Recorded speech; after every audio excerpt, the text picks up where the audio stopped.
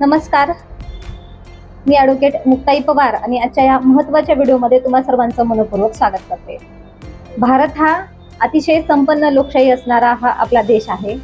आपल्या भारतामध्ये मोठमोठ्या उद्योग व्यवसायांपासून ते अगदी छोट्या व्यवसायांपर्यंत काम करणारे व्यावसायिक लोक आपल्या भारतामध्ये आहेत आणि भारतातल्या प्रत्येक शहरामध्ये आहेत। मग मोठमोठे व्यवसाय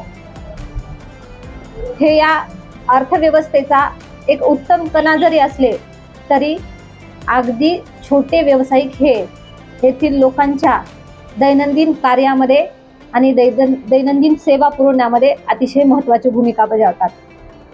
मग काय होतं, कधी काळी एखादी दंगल झाली, एखादं आंदोलन झालं आणि कुठल्या तरी परिस्थितीवरून सामाजिक अस्थिरता निर्माण झाली तर अशा मोठ्या व्यावसायिकांचं नुकसान जरी झालं तरी ते नुकसान भरपाई करण्या एवढी ताकद त्या लोकांकडे असते, तेवढं ज्ञान त्या लोकांकडे असतं।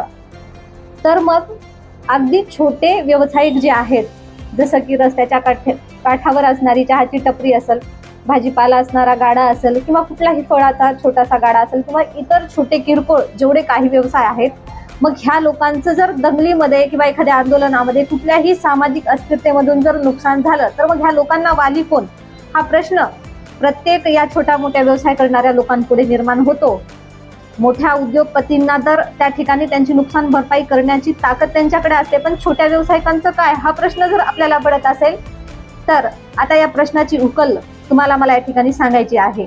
परवाच आपल्या नागपूरमध्ये एक दंगल झाली आणि त्या दंगलीमध्ये एका छोट्याशा व्यावसायिकाचं म्हणजे चहाच्या टपरीवाल्याचं ती टपरी जळून त्याचं नुकसान झालं आणि त्या चहाच्या टपरीचं नुकसान भरपाई व्हावी म्हणून आपल्या महाराष्ट्र शासनाच्या महसूल आणि वन विभागाने 29 जुलै 2025 रोजी GR काढला आणि त्या गरीब छोट्याशा व्यावसायिकाच्या चहाच्या टपरीचं नुकसान भरून काढण्यासाठी आपल्या मंत्रालयातून GR काढून त्याचं नुकसान भरपाई केली।